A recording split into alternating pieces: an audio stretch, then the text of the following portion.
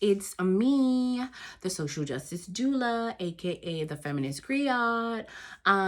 Your girl Lucy, your favorite gender studies professor, well, soon to be professor who lives on the internet. So I am coming here today to do a quick little review of Love is Blind. And I'm going to do this review from a Black queer feminist perspective because that is how I move in the world and that is how I see the world. And baby, you should adopt them analysis too. So honey, let's just get right into it. Love is Blind. Premise of the show. People date each other, but they never meet each other. They're each person is in their pod, and we're looking at heterosexual men, mainly heterosexual men, heterosexual women dating. So already from a Black queer feminist perspective, this is interesting because Netflix is trying to do this whole experiment. Is love blind? Can people fall? Can people have such a intense emotional connection with each other that it translates to marriage?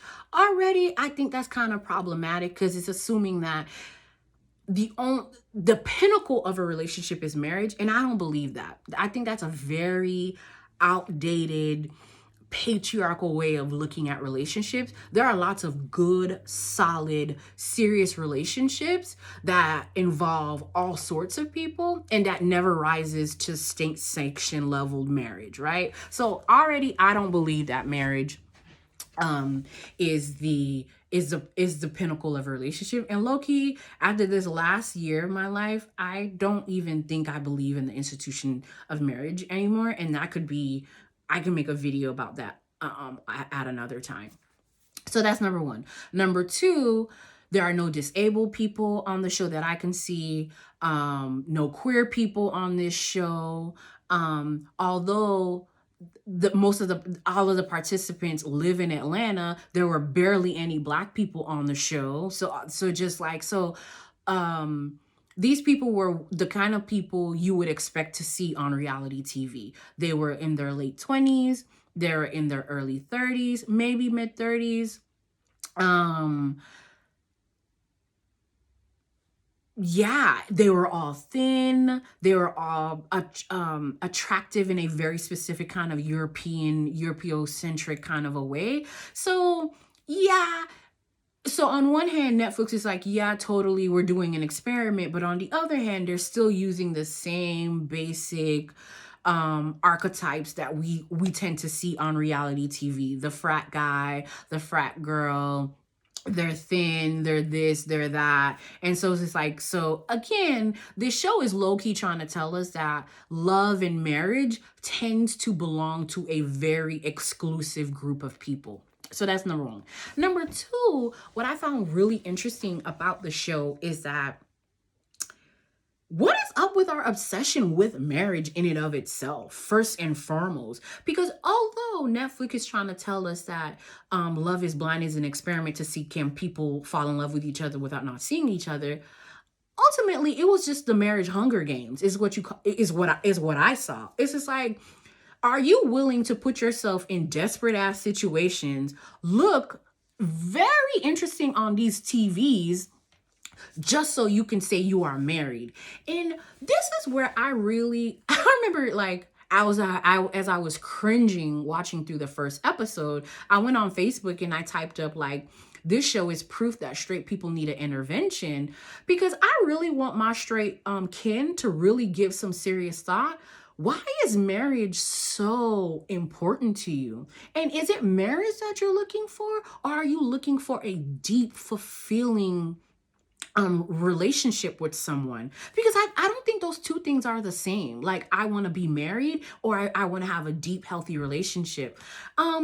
So this is where, like, we really have to, like, put on our thinking caps and really give serious thought to the way I was socialized to understand relationships and love. Is it still benefiting me? So, like, I could go on for days about that particular point, because as I was watching these straight people go through these things, I was just asking myself, like, do these people actually want to get married, or do they feel as if this is the script that they've been given, and they've never questioned the script. And so that's number one. Number two, what I found really refreshing about the show is that we got to see in real time and have evidence that men are equally as thirsty to be wifed up as we're told women are, because these were all men who understood very clearly that they want to get married, they want to be somebody's husband, child, they all want to be somebody's daddy. And I thought that was really refreshing to see cis men talking about their desires to be partnered in this way. And so like, yeah, everyone's equally as desperate. So that's number one. So those two things are already off rip. So I'm gonna, spoiler alert, I'm going to talk about the couples that I found the most interesting for various reasons. So number one, Jessica and Mark. Jessica was like 150% annoying. Now, I make space for the fact that the editing was not on Jessica's side, and Jessica didn't help the editing. Why do I say this? I say this because I am actually concerned about Jessica's if Jessica is a functioning alcoholic or something, because she said and did a lot of shitty things because she got really sloppy, pissy drunk. And I'm actually shocked that and I'm in keeping in mind, like, I don't want to shame Jessica if she does have a dependency on alcohol, because we're not about that life here, right? I'm not about that, shaming people who have legit issues with dependency. However, what we really need to give serious thought to is just like, I noticed that in the pod, there was a bar in the pod. Every time we saw these participants interacting with each other, it was always in a social setting that had alcohol. And that was a no ma'am for me. Jessica said and did some things that I'm sure she would not have said and done if she were sober, and the next morning when she would apologize for those things, she would allude to them. So number one, and I'm actually shocked that a 34-year-old woman just didn't have enough sense to be like, maybe I shouldn't be on these people motherfucking TV, like pissy. But at the same time, I can understand the temptation to want to drink so you can relax, because again, I was bracing watching this show because it's cringeworthy. Because first of all, dating is awful. I personally hate it. Dating is awful because you have to have these conversations. I'm not really a small talk kind of girl, and you got to have a lot of motherfucking small talk when you're dating, right? You got to do small talk, got to do all of this, like getting to know you, this, that, and a third. And so you end up sometimes you just end up being forced to have conversations that you don't want to have. And so imagine having those conversations and on TV with multiple people. So baby, it was cringeworthy to watch. So, okay, Jessica and Mark. I actually think Jessica did not marry Mark, not so much because he's 24 years old and she's 34, and she had a whole big thing around age. And I don't fault her for that. I've dated people who are particularly much younger than me. I totally understand why she was like, nah, fam. And that will be another video that I'm gonna save for the book, honey, because that was interesting to say the least. I actually think Jessica did not want to be with Mark is because he wasn't white in the ways in which she was white. Because Mark is Mexican, Jessica is like white. And I think that Jessica is very much attracted to a very particular kind of masculinity, and that masculinity is very much rooted in a very white-coded form of masculinity. Mark wasn't tall. Mark is Mexican, and Mark was a kind of like a soft kind of a guy. And which brings me to one huge major feminist point I wanted to make. Jessica reminds me of a lot of women, and myself included, a lot of femmes, where I actually think Because at one point she says, Mark is such a girl's guy, which I found to be a really problematic statement, but which highlights the point that I'm about to make, that there's a lot of us femmes, we have to be honest with the fact that we're actually very attracted to patriarchy. And for a lot of us, if we're real, patriarchy is our sexual orientation. We love a fuck boy. We love emotionally unavailable masculine folks. We love people that are gonna make us chase them all around the city and be like, where you at? What you doing? Da da da da. Like, we like that foolishness. We like that mess. And we have to ask ourselves, why is that? Like, as a feminist, I have some theories. We were just socialized in a very particular kind of way. That we were socialized in a very specific kind of way that allows masculine people to exploit us in a very particular kind of way. However, for me, a lot of my healing around dating and my ability to make better choices in dating did not become possible for me until I was honest with myself and said, actually, Lucy, you're actually really attracted to patriarchy. And what does it mean to be a feminist who wants to live in a very particular kind of feminist life, but you are attracted to patriarchy and you're actually turned on by it? I actually think a lot of femmes, if they're honest, their kink is like, yeah, sometimes I and I don't want to, not to make it seem like it's so black and white, it's so binary, but I do think as femmes, we do need to ask ourselves our question: why do we find attractive what we find attractive? And again, we're all social beings. We were all socialized in a white hetero supremacist society, and white hetero supremacy is 150% rooted in patriarchy. And so, yeah, I had to get serious and put myself in timeout and be like, sis, we can't keep up this unhealthy attraction to these forms of patriarchy and still say we're living a feminist life and still say we want social justice in various kind of ways when you out here dating and fucking patriarchal terrorists. You can't do it. So that's number one. So I think Jessica, and obviously Jessica's smart, right? Jessica had enough sense to be like, well, Mark, I don't like you because you're not white. Like, she had enough sense not to say that, but boo, that's why she didn't like Mark. Number two, Kelly and Kevin. So I think it's really interesting. The heat the streets are giving Jessica that we're not giving to Kelly. Because I think what Kelly did to Kevin was 150% wrong and unethical and fucked up. She was never attracted to this man, and she led this man on thinking like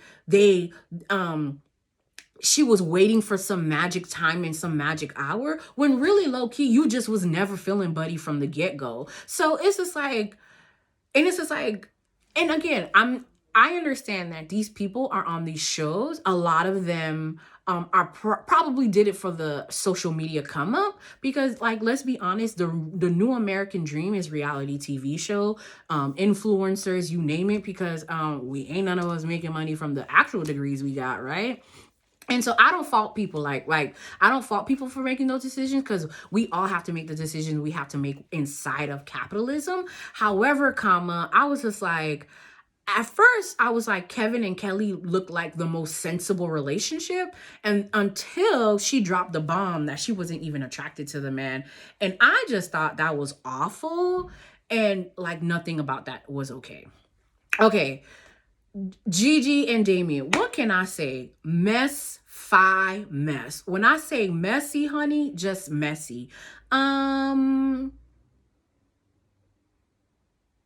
Yeah, that's all I gotta say about that couple. That they were a mess. The way Damien went about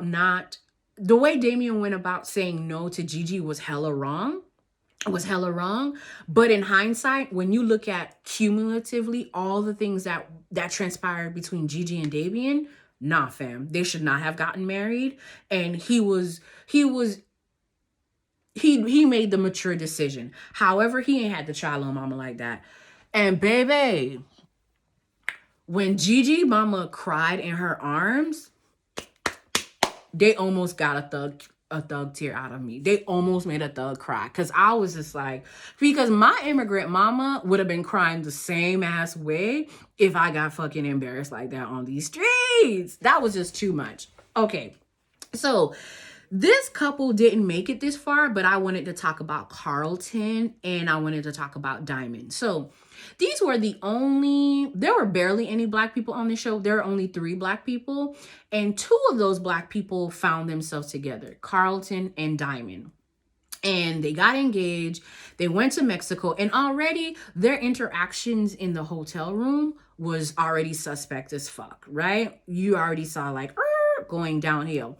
Now, all throughout these episodes, we're building up to this suspense that Carlton has something to say. Carlton has something to say. And the thing, the thing he had to disclose to Diamond was the fact that he was bisexual. And when he ends up telling Diamond, there's a blow up ensues. And actually, it's that clip I saw on Twitter, their whole interaction, that blow up, that made me go watch the show, because I was just like, I needed motherfucking context to what I was watching. So I've had this conversation with different friends, queer friends, and not queer friends, and a lot of people feel like, oh, he should have told Diamond off rip that he was bisexual. And I don't necessarily feel that way. I just feel as if as people living in the year 2020, if you're dating people who we know those people have had sex, I just think it's prudent and pragmatic to assume that people's sex lives might have included people of similar genders as them sexually. I don't think that's wild. I don't think that's crazy. So some people are of the mind like he should have led with that immediately before they got engaged. And I am of the mind like, well, because we know biphobia is real, and especially against black men specifically, because a lot of people don't think men can be bisexual, that men are either straight or men are either gay. Already problematic. But number 2, because he's a black man, there's this tendency to want to believe that black men super duper cannot be bisexual. So that's number 2. And one homegirl of mine was like, well, if he's queer, he should have told Diamond that. And my friend who told me that is white. And so as a black queer, I was thinking to myself, well, we really actually don't know if Carlton leads his life and sees himself as a queer person. He could just see himself as someone who on occasion who's had sex with men. And so if being queer is not a salient part of his identity, why should he lead with that is my thinking.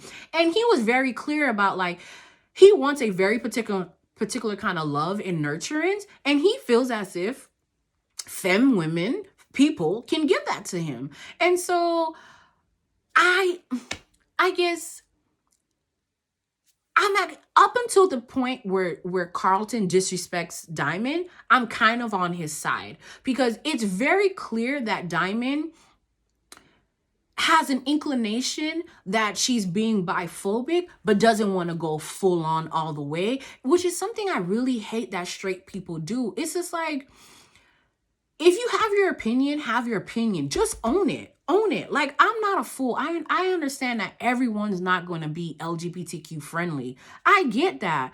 But don't hide behind other excuses. Just own the fact, like, I have a problem with my husband, being the kind of person who's open to sleeping with men or has been open to sleeping with men. Just like own it. Just own it. Just be with it there. But like, the thing that really made me mad, and I'm not even gonna go through all the other foolishness that happened in their blow up, because it was just really sad to watch the only 2 black people on the show who actually connected with each other to debase each other in this way on TV, and that all the white people, everyone else gets to play with love, gets to court love, gets to interview love, but these 2 black people have a blow up. And it's such an ugly public blow up. And the ugly public blow up is rooted in biphobia. Because we have to be honest, within the Black community, there is a lot of fear that cishet Black men are just always a step away from being gay, or quote unquote on the DL and this, that, and the third. And I just think that is really dangerous. Those are really dangerous conversations and unproductive conversations that we as Black people have not been able to have in good, healthy ways, because there's a lot of biphobia going around. And so it was just really sad, because that could have been a teachable moment for both of them for various reasons, and for the audience, because keep in mind, Love is Blind is the #1 show right now on Netflix, which means so many people are watching the show. And I just felt as if this was such a supremely Black ass moment. And because it wasn't handled with tenderness and care, and because it was allowed to air the way it aired, there's just so much context that's being missed that other people are gonna miss. Like, for instance, the fact that she starts quoting Beyonce lyrics. If you don't really know Beyonce's music like that, you miss that. It's so Black. And the fact that he's like, that's why your wig's sliding. Like, that is a very particular kind of Black read. That's very rooted in Black culture in a very specific kind of way, and Black queer culture in a very specific kind of way. Like, all of that context around that particular moment was lost on folks. So that was really sad. And this is why sometimes it's really hard to watch shows, because Black people always seem to get a raw and just never get to be seen in their full human selves on these shows. And I just thought it was really interesting to see how these two Black folks, just the interaction was just really awful, really bad. So that was sad. And so, but at the same time, what I do appreciate about that clip and that scene is that that scene has allowed me to have some really generative conversations around bisexuality and biphobia and disclosure with some people in my life that I really appreciated, and which is why I really love pop culture, because there's a way in which pop culture allows us to physically step back and use these people as avatars to have larger, broader conversations. So yeah. And then you had Lauren and Cameron, which clearly was everyone's favorite. They ended up together. They're married. This was Cameron, the white dude who clearly was about his Black queen, honey. He loved him some what's the girl name, child? Lauren. He loved him some Lauren, and that was cute. And as a Black woman, it was beautiful to watch this white man, and not because he was white, but it was good to see this man love this woman out loud and on purpose and intentionally in a very particular kind of way. And he was all in. But at the same time, I also think Cameron was the kind of man who was very clear that he wanted to be married, and he was ready to be married. And so obviously the experiment worked for him and Lauren. Now, I was actually surprised Lauren said yes to Cameron, because Mama was on the fence the whole entire time. However, Lauren's situation is yet another situation in which is why straight people should really interrogate their relationships and maybe bring a more queer lens to their relationship, because it's very clear that she loves being independent, and she doesn't want to give up that independent part of herself, which is good, which is great. That makes sense. So when she told Cameron, how would you feel like if I held my place? And he clearly got a little deflated. That was very interesting to me, because who says you have to live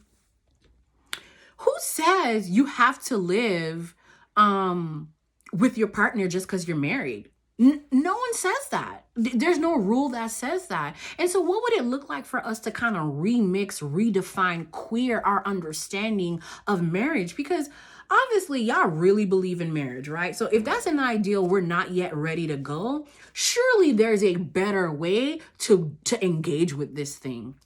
And And my theory is there's probably a lot of people who probably would have stayed married forever if maybe they had an option not to live with each other 7 days a week. So I don't know, like, do your thing. So what else? Did I cover all the couples? I don't know what I want to say about Barnett and Amber, child. I don't understand why these women was going crazy over Barnett. Again, Barnett to me is a good example of, like, as femme folks, we need to have a serious circle with each other and ask ourselves, why are we so attracted to fuckboys? Because he had big fuckboy energy, like huge. And it's just like, why were 3 different women vying for him? Child, I ain't see it. My homegirl and I said, like, he looks like he could be like an older Jonas brother. So if you go for that kind of particular white man aesthetic, I guess he was cute. I guess he was good looking. But he was so immature. He was so immature. And I just can't imagine that these women were legitimately trying to build a whole ass life with a man with that level of maturity. Whatever, child. So that is my synopsis of the show. Was it a bad show? No. Actually, yeah, it was a bad show in the sense of it was just cringeworthy. It was just cringeworthy. The way they edited the show was very interesting because they only tended to show the superficial conversations. And I wanted to know, like, did people ask people, hey, what are your political views? Did you vote for Trump? How do you feel about social justice issues? Because how people were talking about dating and people were talking about getting married. People were talking about having kids. Like, shouldn't people talk about, like, how do you want to raise your children? Do you have a faith? Do you not have a faith? Do you spank? Do you not believe in spanking? Like, the hard, real ass conversations. And I thought it was very interesting that that Netflix did not choose to show those kind of conversations, which I think would have made for a more interesting kind of a show. Number 1. And number 2, now what I will say about Amber and Barnett is, like, when they started having conversations around money, clearly their class differences came to a head, and that was very painful to watch. As someone who has 6 figures worth of student loan debt, and thinking about, like, how does one even have those conversations with a potential partner? Because Barnett comes from a middle class background. He himself is middle class, and Amber was just flapping and flailing in the wings. And but I gotta say though, Amber, if you gonna get married, that's how you get married. You come up, honey. She found her a white man with an engineering degree who gonna pay them bills. So for me, it's just like ultimate come up, get your coin, sis. All mama really wanna be is a stay-at-home wife anyways. And it's very clear this woman is totally okay with worshiping this man. And it looks like that's all Barnett really wants and needs. He wants to be worshiped and wants to be loved in a very particular kind of way. So they actually, the fact that they ended up together is just, it makes good sense. It makes good sense and it works for them. They like it. I guess I love it. So that is me. That is all, honey.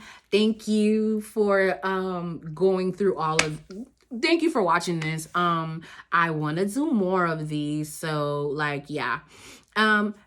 Please send me your comments. Tell me what you think. Am I tripping or whatever? And let's just keep the conversation going. And I really appreciate that Netflix gave us this show because this whole entire week, I've had really great conversations with people around queerness, around feminism because of this show, because there were just such great content and everything. Anyways, bye, y'all.